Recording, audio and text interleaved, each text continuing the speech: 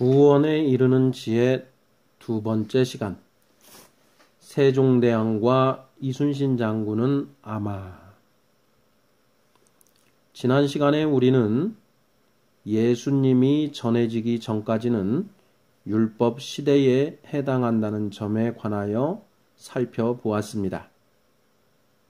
모세를 통해 율법을 전수받은 이스라엘 백성들은 전수받은 율법을, 따로 율법을 전수받지 못한 다른 민족들은 천지 만물과 인간 본성에 새겨진 하나님의 법도를 지켜 행함으로써 천국에 갈 수 있다는 것이었습니다.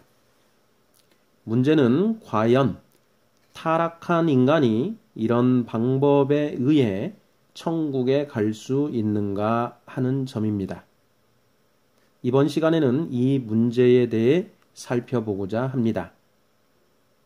먼저 모세를 통해 하나님의 법도를 전수받은 이스라엘 민족들을 보겠습니다. 이스라엘 백성들 중에 하나님의 율법을 지켜 행하여 천국에 간 사람들이 얼마나 있었을까요? 이에 대하여 사도 바울은 율법의 행위로 그의 앞에 의롭다 하심을 얻을 육체가 없나니 율법으로는 죄를 깨달을 뿐이라고 말합니다. 로마서 3장 20절 말씀입니다.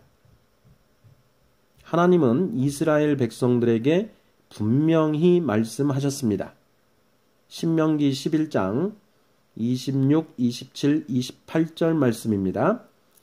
내가 오늘 복과 저주를 너희 앞에 두나니 너희가 만일 내가 오늘 너희에게 명하는 너희의 하나님 여호와의 명령을 들으면 복이 될 것이요 너희가 만일 내가 오늘 너희에게 명령하는 도에서 돌이켜 떠나 너희의 하나님 여호와의 명령을 듣지 아니하고 본래 알지 못하던 다른 신들을 따르면 저주를 받으리라.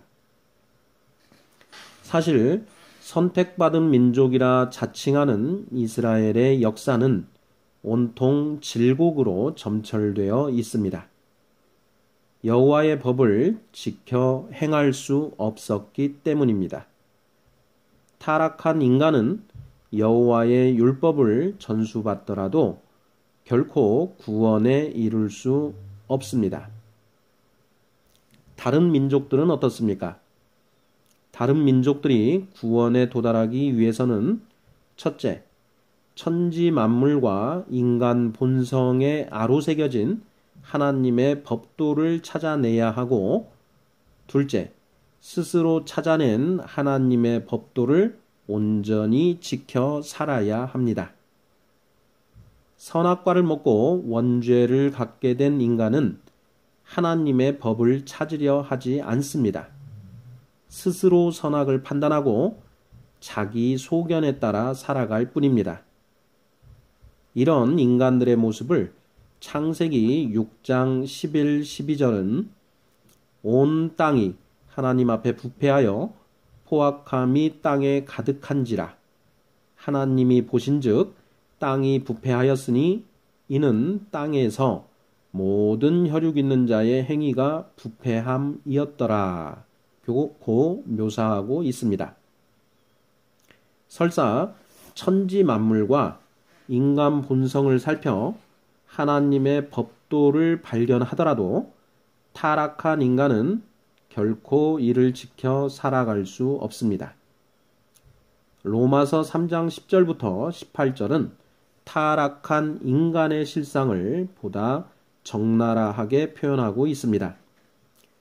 의인은 없나니 하나도 없으며 깨닫는 자도 없고 하나님을 찾는 자도 없고 다 치우쳐 함께 무익하게 되고 선을 행하는 자는 없나니 하나도 없도다.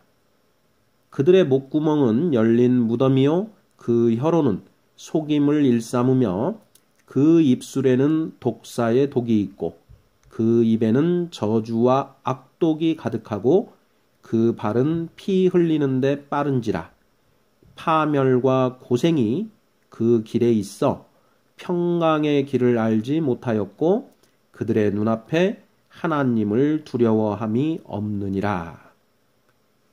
그렇습니다. 원죄를 타고난 인간은 결코 스스로의 힘으로는 구원에 도달할 수 없습니다. 스스로 발견한 하나님의 법도대로 살아보려고 아무리 노력해도 살아낼 수 없습니다. 이에 사도 바울이 선언합니다. 그러므로 율법의 행위로 그 앞에 의롭다 하심을 얻을 육체가 없나니 율법으로는 죄를 깨달음이니라. 로마서 3장 20절 말씀입니다. 결국 이러한 성경 말씀에 의하면 세종대왕과 이순신 장군은 천국에 가지 못할 가능성이 훨씬 큰 것이 사실입니다. 우리는 하나님의 일꾼으로서 성경에 계시된 하나님의 뜻을 정확하게 이해하고 전달해야 합니다.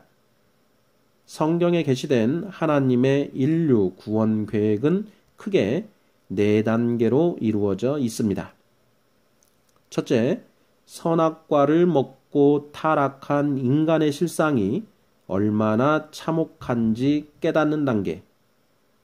둘째, 하나님의 율법이 손에 쥐어져도 타락한 인간의 힘으로는 결코 구원에 도달할 수 없다는 사실을 깨닫는 단계. 셋째, 예수님과 성령님의 도우심으로 비로소 원죄로부터 벗어나 자유로워지는 단계.